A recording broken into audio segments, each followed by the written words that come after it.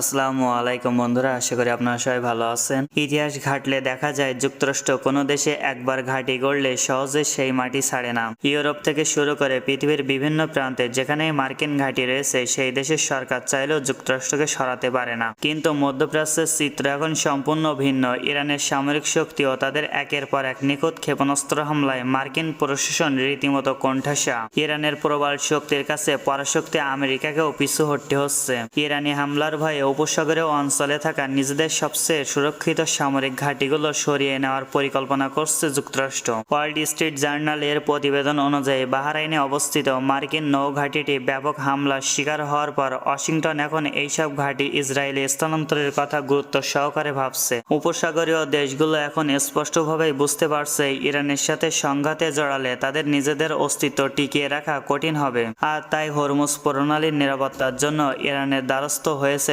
সংযুক্ত আরব আমিরাত। প্রশ্ন হলো, মধ্যপ্রাচ্যের দেশগুলোর নতুন কৌশল কি? তারা এখন আর ইরানকে ধ্বংস করার পথে হাঁটছে না, বরং দ্বিতীয় বিশ্বযুদ্ধের পর জার্মানির সাথে যেমনটি করা হয়েছিল, ধ্বংসের পথে না গিয়ে তাদের সাথে কাজ করার মাধ্যমে ইউরোপীয় ইউনিয়ন গড়ে তোলা হয়েছিল, ঠিক একই পথে হাঁটছে উপসাগরীয় দেশগুলো। উপসাগরীয় আরব দেশগুলোর অর্থ আর ইরানের অসাধারণ সামরিক ও প্রযুক্তিগত সক্ষমতা যদি এক হয়ে যায়, তবে মধ্যপ্রাচ্যের পুরো ভূচিত্র বদলে যাবে। এমন পরিস্থিতিতে যুক্তরাষ্ট্র কি দর্শকের আসনে বসে থাকবে? মোটেও না। এই সমঝোতা ও সমঝোতার পথ ধরে সরাসরি ইউএস ইরান ডিল কতটা স্থায়ী হবে তা নিয়ে বিশ্লেষকদের মনে সন্দেহ রয়েছে। কারণ মধ্যপ্রাচ্য ইরানের পারমাণবিক কর্মসূচি ও ক্ষেপণাস্ত্র শক্তি এখনও যুক্তরাষ্ট্রের জন্য বড় উদ্বেগের বিষয়। তবে আমেরিকার প্রভাব কমিয়ে চীন বা অন্য কোনো শক্তি যদি এই শূন্যস্থান পূরণ করতে চায়, তবে ওয়াশিংটন কতটা শক্তিশালী পদক্ষেপ নিতে পারবে সেটা এখন দেখার বিষয়। বিশ্বের মোট জ্বালানি তেলের একটি বড় অংশ হরমুজ প্রণালী দিয়েই চলাচল করে।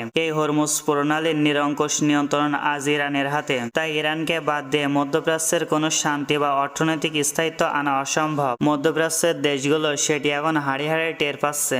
যুক্তরাষ্ট্রকে রুখে দিয়ে ইরান যেভাবে নিজেদের একক আধিপত্য প্রতিষ্ঠা করেছে, তা আগামী কয়েক দশকে বিশ্ব রাজনীতিতে তেহরানকে এক নতুন পরাশক্তি হিসেবে প্রতিষ্ঠিত করবে। এই বিষয়গুলো নিয়ে আপনাদের কি মতামত জানিয়ে দেবেন আপনাদের গুরুত্বপূর্ণ মতামত। আজকের মতন বিদায়, দেখাবে নতুন কোনো ভিডিওতে আবার। আল্লাহ হাফেজ।